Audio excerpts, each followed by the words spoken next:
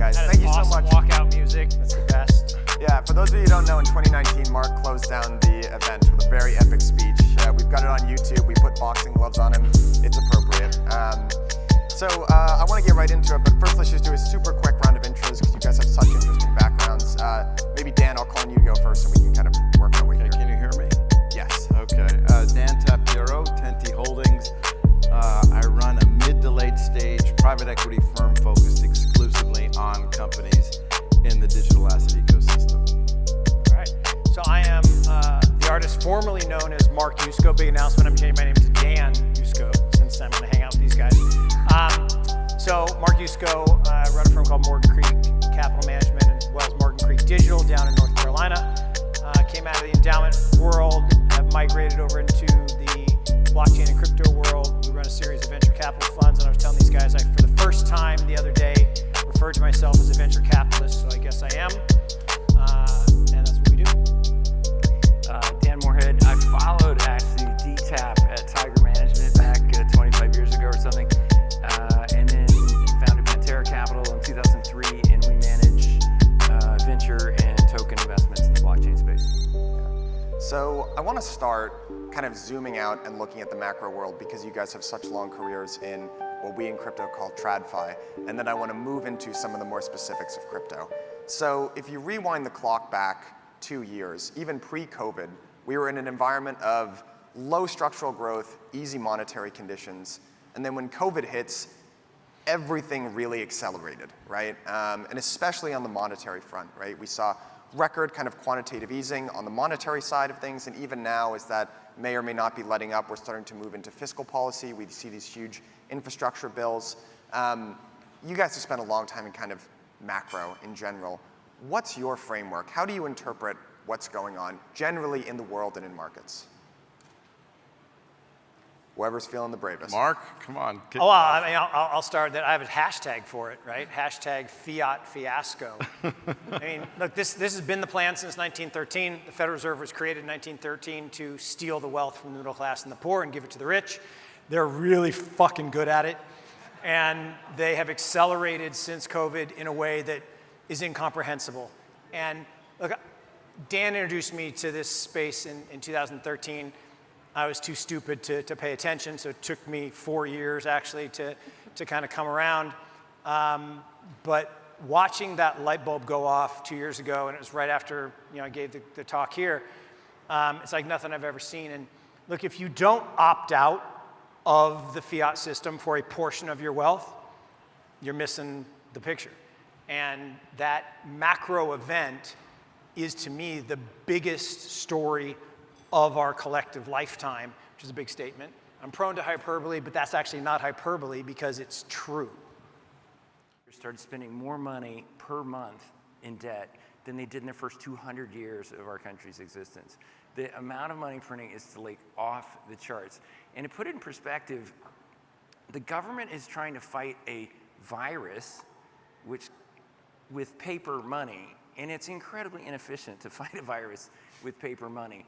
The amount of stimulus that's being done, there was a Senator Dirksen that in the 80s said, $1 billion here, $1 billion there, pretty soon it adds up to real money. They're throwing trillions around now, and you lose perspective. The budget deficit last year is $14,000 per adult in the United States. They're doing bigger stimulus packages now. And to put it in perspective, the cost of actually killing the virus with a vaccine is $14. So we're spending 1,000 times more on paper money to fight the virus itself. And that is inflating the price of anything whose quantity can't be eased. And that's basically, as Dan said, the value of things priced in stable things like Bitcoin or gold or shares in the S&P or even median home prices. We're in a depression and there's record surge in home prices. The S&P hit a record during a global depression. That's monetary stimulus. Like, that is proof there is so much paper money floating around chasing fixed quantity assets. So I do think this is really a macro trade. There's so much money being printed. Anything with a fixed quantity like corn or oil has to go up. Well, people can't do math. I mean, people are bad at math. If I ask you what's 2 times 2, Everybody will say 4, right? 17 times 23. I'll wait. That's the limit of human intelligence. The average person can't do that without a calculator. So if I ask you how you are at linear logarithmic regression, suck. And here's the real problem, trillion. Dan said a trillion. No one in the room shuddered. Not one of you shuddered at the T word. Look, I'm gonna lock the doors and make you sit here with me for 31,710 years, which I promise you would be most unpleasant. And you gotta spend $1 a second for 31,710 years. $1 every second, that's 1 trillion. And we're talking about, 3 trillion for this, or no, it's not real. The value of $1, when we stole the name from the Dutch, was called the dollar. We stole the name in the 1700s. And from the history, beginning of our republic to 1913, $1 was worth $1. It had a couple of fluctuations around wars, but it was worth $1. Since 1913, it's eroded by 97%. Okay? That's because the dollar is being devalued intentionally by a republic that is failing and will, like every other empire in the world, eventually disappear. Well, I don't, I'm not going to go that far. I mean, we're not disappearing. Well, no, you don't disappear. Disappearing. The UK is a great place. It's just not the center of the universe. Yeah, and I think, we could do it to ourselves. I mean, we were talking about this before. If we take the wrong path on this regulation, we could, we could put ourselves behind, certainly in the innovation space, and hopefully that doesn't happen. But Americans think that, the U.S. is the center of everything, and that makes sense. 30, 40 years ago, the center of certainly all financial innovation. I mean, the mortgage-backed market invented here, and all sorts of financial things in the 80s invented here. But, the U.S. is only 10% of total world crypto volume, cryptocurrency trading volume. So this is the first time where it's not really about us. Like 90% of the rest of the world is, active in the space, and I think there's a risk now that people in DC don't really understand what's going on here and could make some mistakes. And I worry that it'll be self-harm. Yep.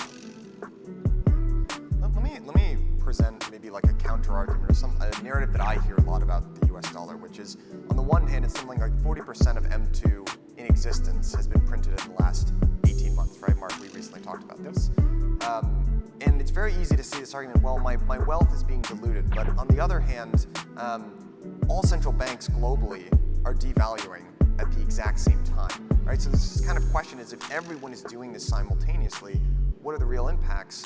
And the other thing is, there's a SALT conference going on. They're talking about more stuff in macro finance at the same time we're talking about this. And what I think some of the folks in that room would say is, there was another conference in town? There is. You probably don't know about it. This is it's the a little conference. conference. Yeah. It's the conference. But what they would maybe say is the dollar is at the center of everything for a reason, right? Something like 80% of global trade is denominated in US dollars. Most outstanding debt is denominated in dollars. There's a colossal demand for the reserve currency. So, what you guys just kind of came out and said, well, we're devaluing this. There's a big macro trade. What would you say to that kind of those kind of counter examples?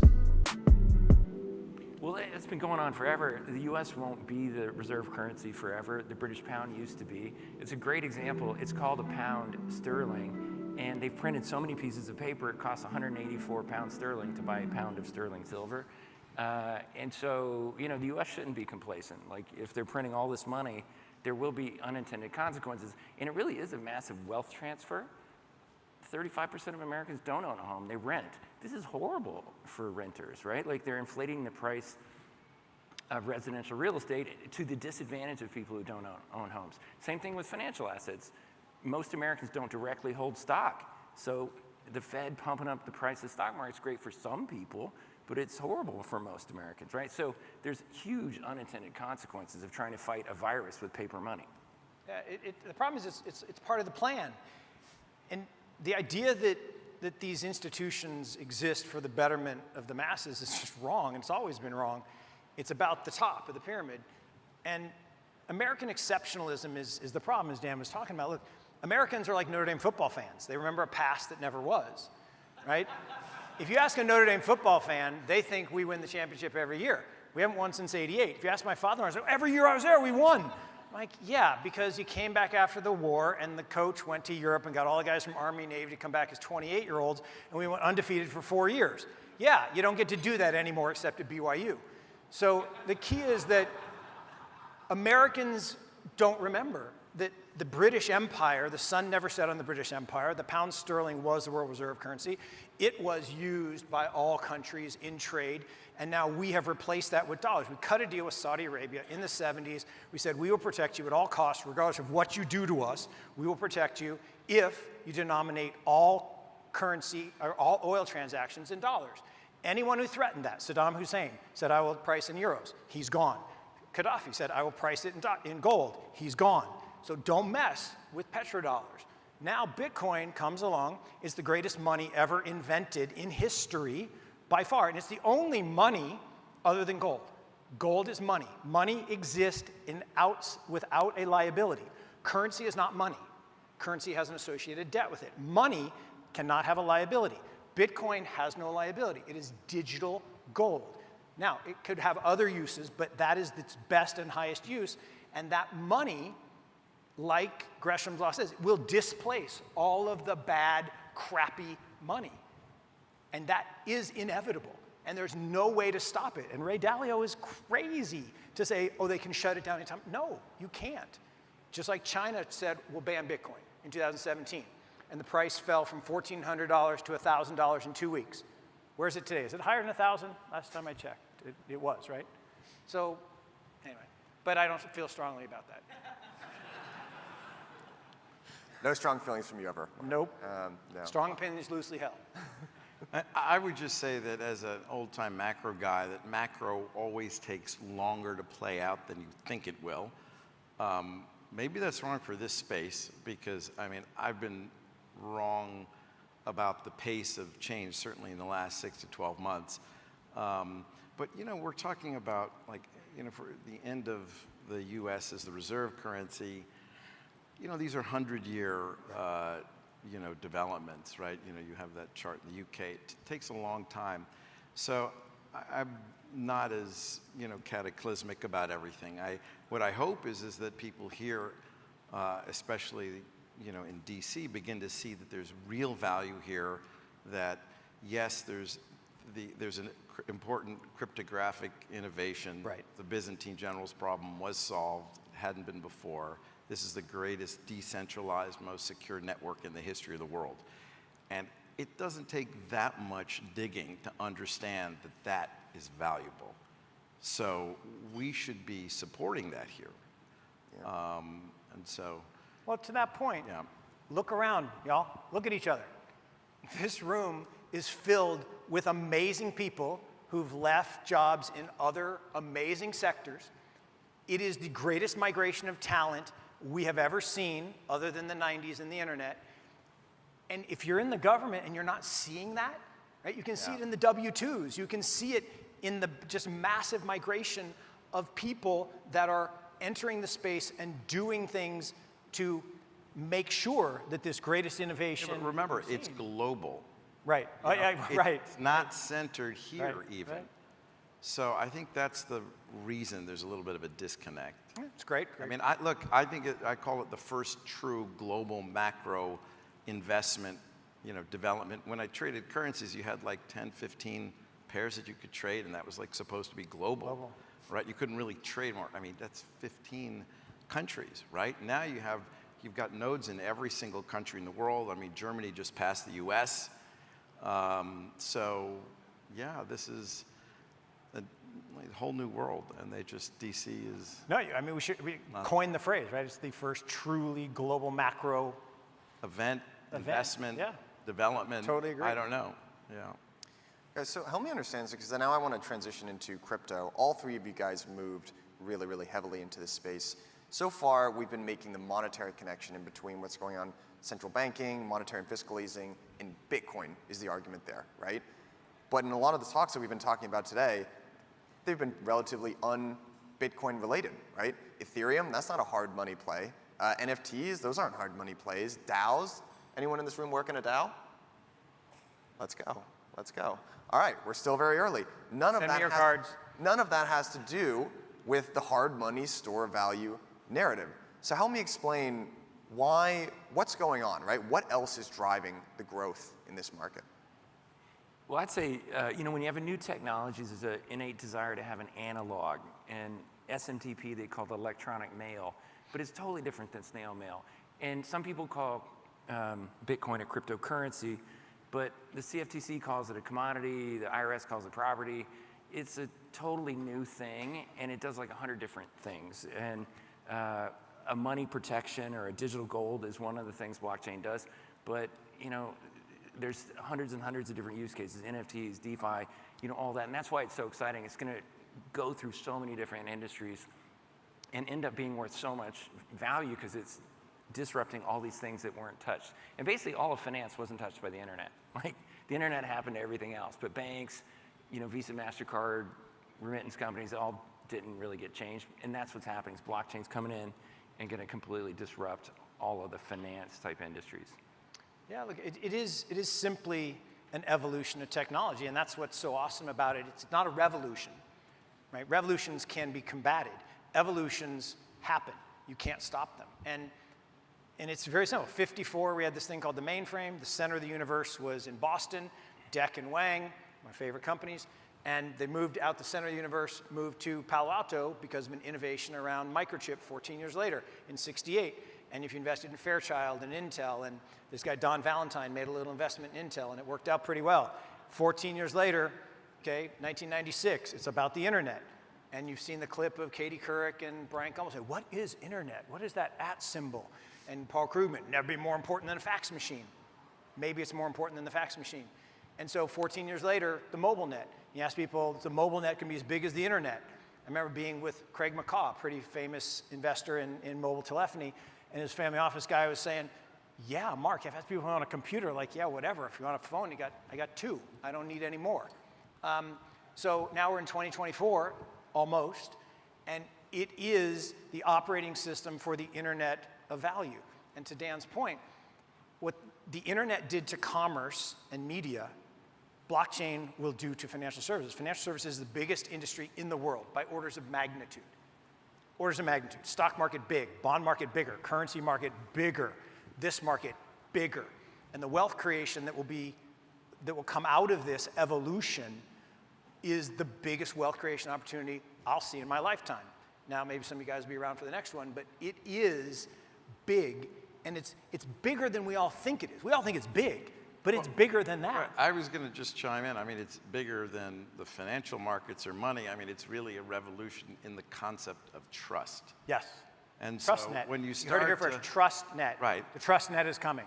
So when you think about, how it might even change the way human beings interact with each other. And so that's, even a higher sort of philosophical concept. Every person in this room will have an NFT digital identity someday, right? We will all have a digital identity that is monetizable. Can I ask you guys, I think one of the most damaging biases that prevents people from making money in this space is the anchoring bias.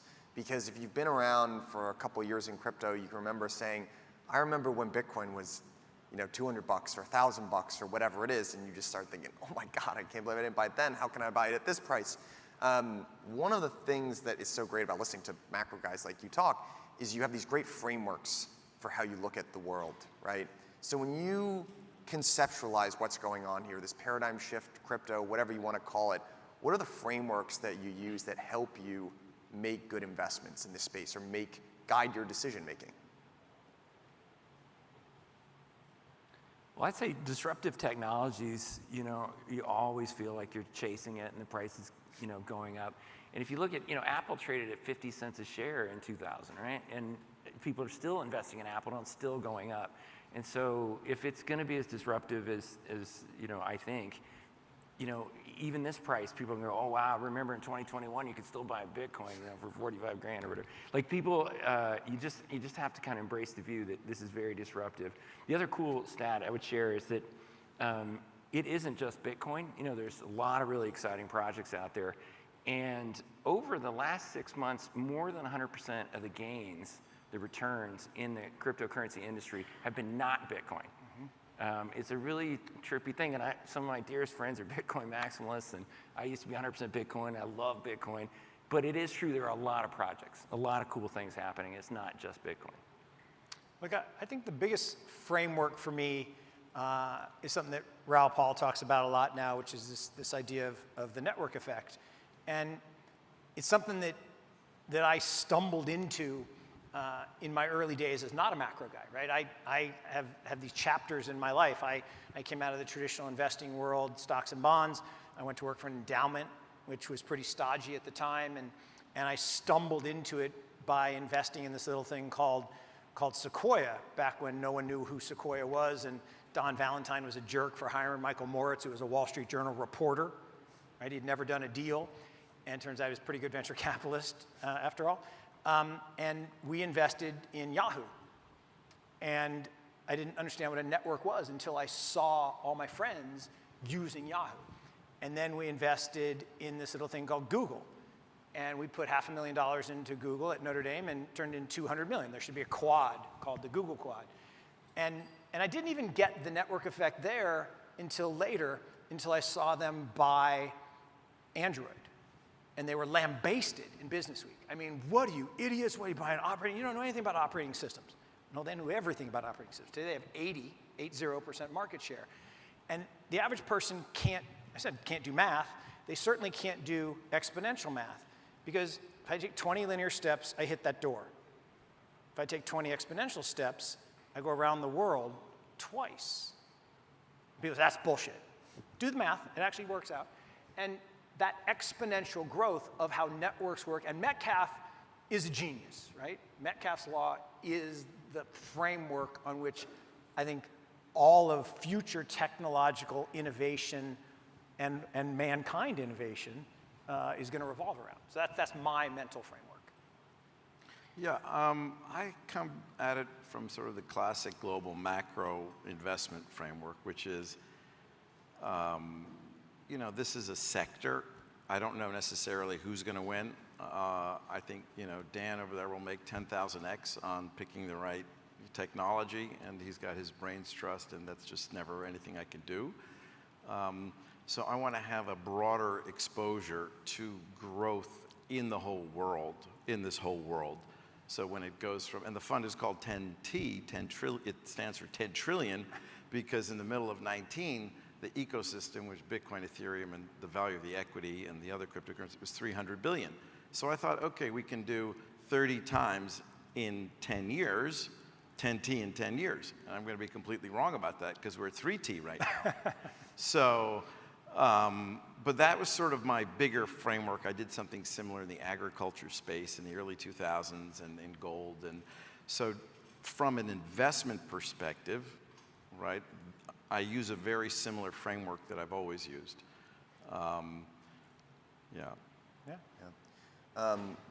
thing I think is like a large trend as well is when you look at public markets today, a lot of the alpha, you know, quote unquote, has been squeezed out. There's the rise of passive, et cetera. I think from a traditional investment manager's perspective, you could look at crypto and say, there's a lot of alpha in this market, right? Just the sheer complexity, how new it is, managing it.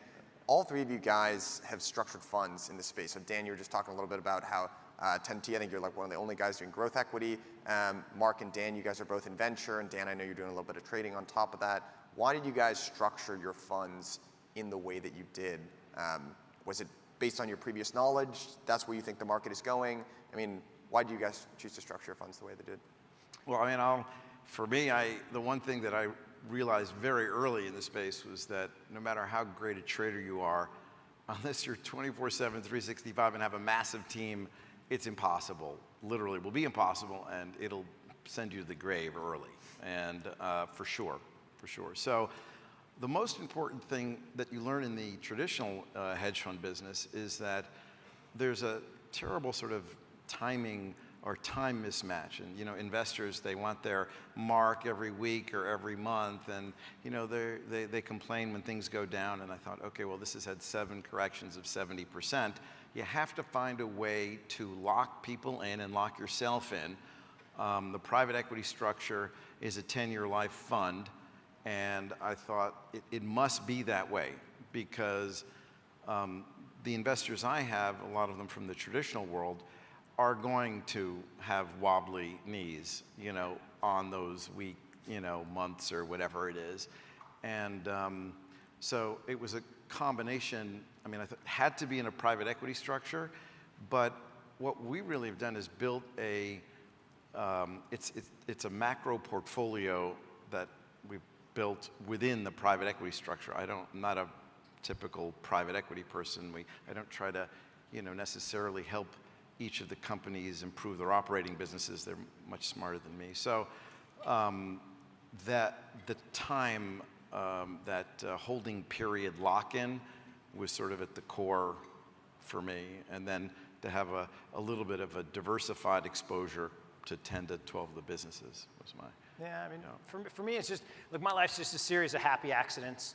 I didn't plan to be here, and I've been lucky. I had the best job in the world. I get paid by clients to talk to the smartest people in the world, like these two guys, and invest with them. And we helped seed Dan when he started Pantera Macro, and then he called me in 2013 and handed it to me on a silver platter, saying, I'm shutting down the macro fund. I'm going to do this for the rest of my life. And I'm like, yeah, I don't know what Bitcoin is, but picks and shovels, I'm in. And that fund's up, 11x or something. It's great. No one's complaining. But for me, why our fund is a hybrid, it's 70% equity, 30% liquid protocols, is if I look at my career, the best investments I've ever made are taking advantage of the illiquidity premium. There's an arbitrage from the public markets where most of us have to operate because we have finite lives to the multi-generational wealth holders, sovereign wealth funds, pension funds, endowments, foundations, multi-generational families. You can get paid for that illiquidity, for locking up. And you protect against yourself because you will sell at the bottom because that's what human beings do. But most importantly for us, it was for the first time, and again, it was mostly Dan and a handful of others, you could own this stack of protocols that is going to change the world. You can't own TCP/IP. Tim Berners-Lee invented the internet. He is not a rich guy. Now, I love the fact that he turned his 9,500 lines of code into NFT. He's going to sell it for a bunch of money. That's awesome. But I think the hybrid approach for us was just an analysis of what we had done well and trying to do that in the future. For us, our existing fund structure is kind of a historical legacy.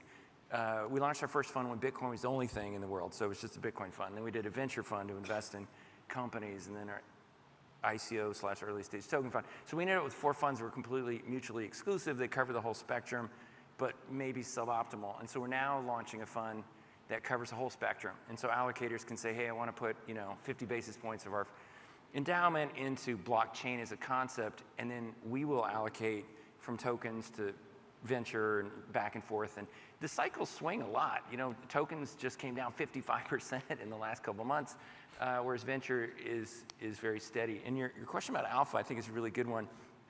When Dan and I were at Tiger, there's only like 6 hedge funds, and we only had 20 people or something, right? And so there was a lot of alpha because there was a lot of stuff. Now there's like 1,000 hedge funds. Each one has 200 really smart people and all this data capture. It's really hard to have alpha in the public markets. There's not that many firms in the blockchain space, and it's a $2 trillion asset. So there's a lot of nickels to pick up.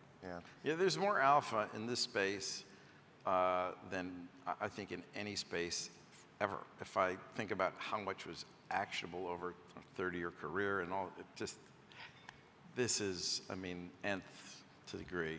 Well, it's because so few people were willing to give up the good to go for the great. Yeah. There's so many people that are still stuck. I don't want to leave my high-paying job at XYZ firm to go into this new space because I'll be ridiculed and I'll be chastised. And look, it's my pinned tweet on Twitter, right? Greatest wealth, invest in something you believe in before others understand. You'll be mocked, you'll be ridiculed. It's worth it. Yeah. We're running low on time here, but I want to ask you guys, this is the time in the chalk when I got to ask you for predictions. So when you look out 5 years from now, let's say, I want a 2-part question here. One, how large do you see this market being, and what percentage of the market do you see Bitcoin representing? Crypto has been doubling for the last 8 years. I think it keeps doing it for a few more years. So when people ask what my forecast is, I think pretty much every year the value of the industry is going to double. And like Mark said, exponential is pretty big. So, and then I think other things are going to outperform Bitcoin. So I think Bitcoin's going to go up like 10x, but everything's going to go up a lot more. Bitcoin dominance, down from here. So just like Mark said, my intelligence is very limited. I can't do that exponential in my head, but that looks like something like a $40 trillion market, something like that? Yeah, so that would put it at 30% of M2, and that works, right? Like, I don't think that's a crazy number. Mark? In 5 years, I'm probably not quite that aggressive, but I don't disagree with anything Dan said. And look, Dan's data is awesome, right? If you look at his historical monthly letters, he's been talking about this for a long time, and it's been spot on. Like, so I wouldn't quibble.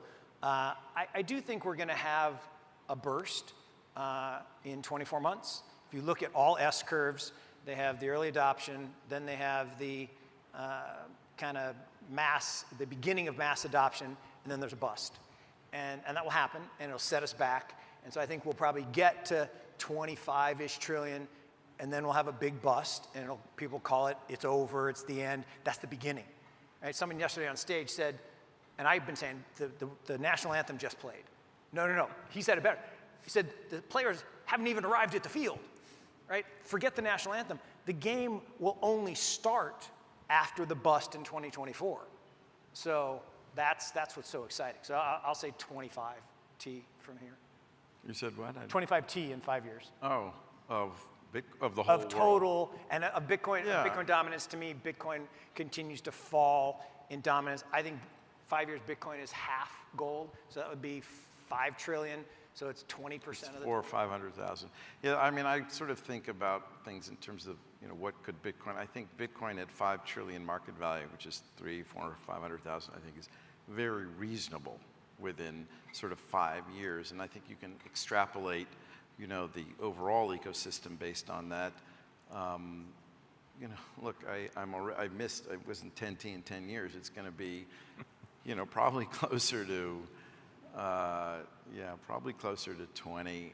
I don't know that Bitcoin dominance will fall. I'm not sure, because there is a world in which,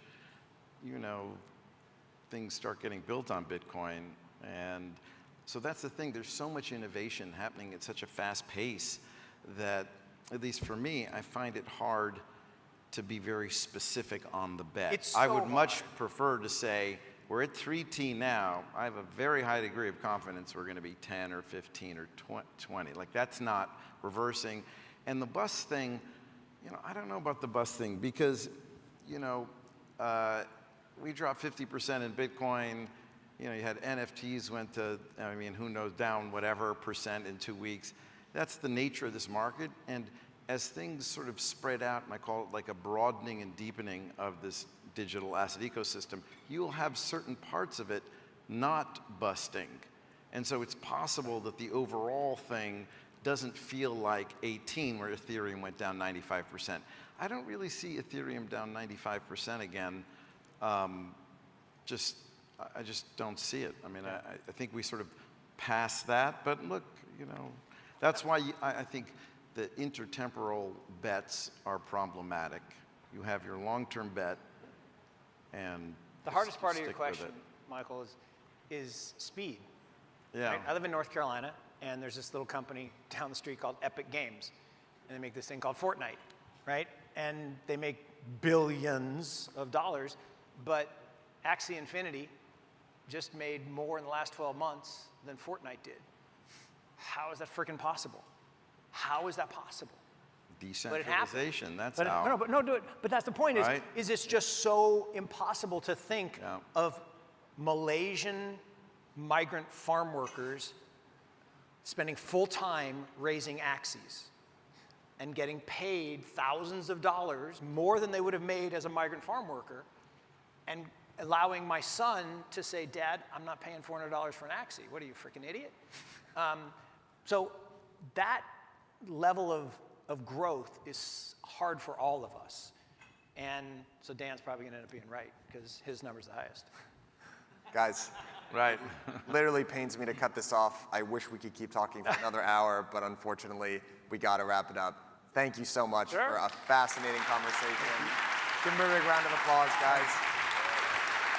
All right. That was so interesting. Thank you.